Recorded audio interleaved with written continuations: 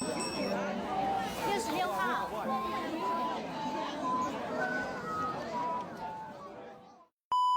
我哋喺廣西嗰邊去考察之後咧，覺得呢樣嘢喺東莞會比較有新鮮感，而且咧佢同傳統燒烤咧佢會有一個差異性。咁我哋就希望將呢樣嘢帶翻嚟東莞，俾東莞嘅消費者去體驗咁樣咯。我哋基本上係選擇都係以一啲熱帶水果為主，同埋當造嘅一啲水果為主，同埋我哋主要係做牛肉啊嘛，咁我哋就係牛肉加水果加果醬嘅一個結合。咁目前嚟講咧，果醬咧只有一個口味，後續咧我會開發更多嘅口味，比如一啲百香果味啊，一啲蘋果醬啊，同埋一啲草莓醬嘅口味。最滿意嘅就肯定係陽光清泰嘅嗰個包住嗰個雪花肥牛嘅。第二個咧就係嗰個鮑魚牛肋條啊，鮑魚牛肋條，我哋每日都係用呢啲新鮮嘅鮑魚喺現場去製作去獻串嘅。仲有一個就係一個魚子，一個魚子即係我哋本地人就好中意食啲魚雜嗰啲魚子啊，咁呢三個係相當於我哋嘅爆品咯